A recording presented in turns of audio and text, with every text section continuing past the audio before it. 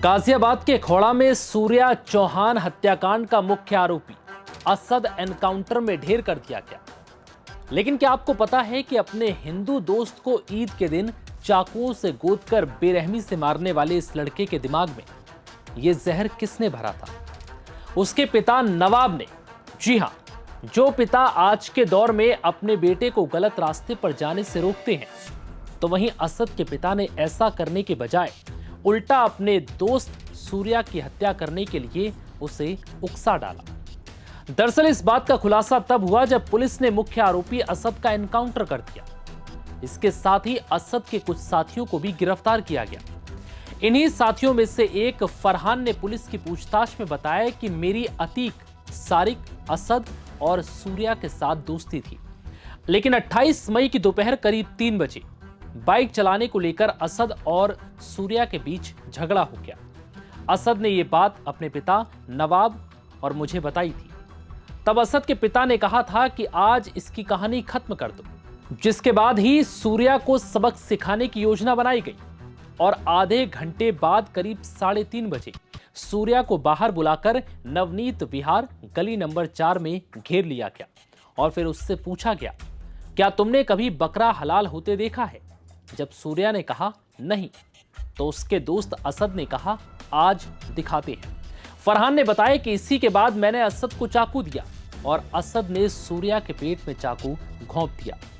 जब सूर्या लहूलुहान होकर गिर पड़ा तो हम सभी उसे मरा समझकर वहां से भाग गए। जिसके बाद चीखने चिल्लाने की आवाजें सुनते ही सूर्या चौहान का भाई और उनकी मां तुरंत बाहर आई और सूर्या को खून से लथपथ हालत में देख फौरन नोएडा सेक्टर 62 के फोर्टिस हॉस्पिटल में भर्ती कराया गया, लेकिन उसकी जान चली गई। जिसके बाद इस घटना ने पूरे खोड़ा में सनसनी मचा दी।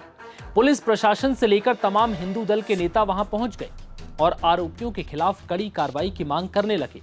जिसके बाद पुलिस ने असद की तलाश शुरू कर दी, लेकिन कोई जानकारी नहीं मिली। बाद में सीएम योगी के इस मामले में दखल के बाद शनिवार को कुछ एक्शन दिखा। दरअसल सीएम योगी ने हिदायत देते हुए कहा था कि अगर आपसे नहीं हो पा रहा तो बता दो। अधिकारियों को यह हिदायत दी गई और इसके कुछ ही घंटे बाद पुलिस ने धरपकड़ तेज कर दी और रविवार तड़के 4 बजे असद को एक मुठभेड़ के दौरान ढेर कर दिया।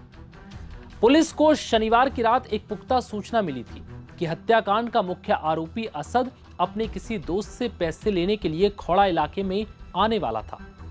पैसे लेने के बाद उसका प्लान शहर छोड़कर भागने का था।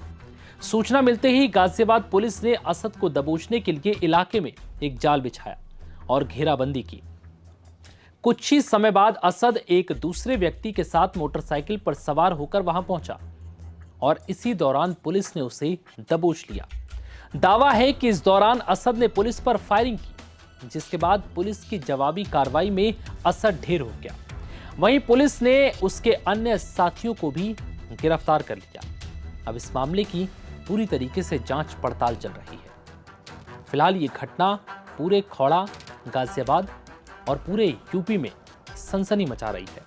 हर कोई हैरान है। धार्मिक लहजे से भी सवाल उठ रहे हैं कि आखिर ये कैसी दोस्ती थी जिसने धर्म को बदनाम कर दिया, जिसने एक ऐसी दोस्ती को बदनाम कर दिया जो हिंदू मुसलमानों के बीच भाईचारा का प्रतीक बनती है। लेकिन इस बीच इस हत्याकांड ने अब एक बार फिर से दो धर्मों के बीच एक दरार और खाई पैदा कर दी है। फिलहाल इस वीडियो में इतना ही। इजाजत दीजिए। नमस्कार।